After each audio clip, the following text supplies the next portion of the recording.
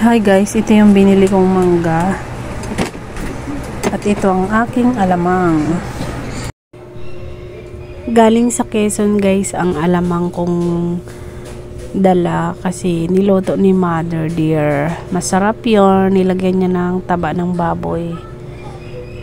Ayan, binabalatan ko na ang mangga kasi nagtatakam na si Kulot. Gustong gusto nang kumain.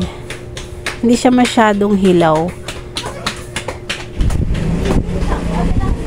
Dilaw na guys.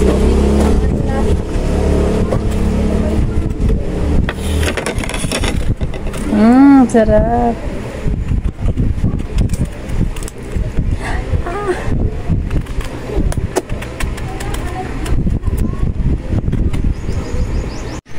Yay, ang sarap. Kain na tayo.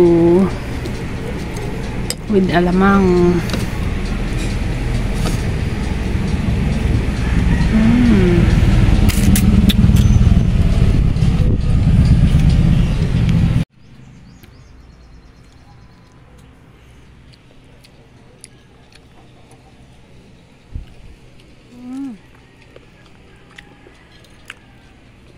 Sarap, hindi maasim.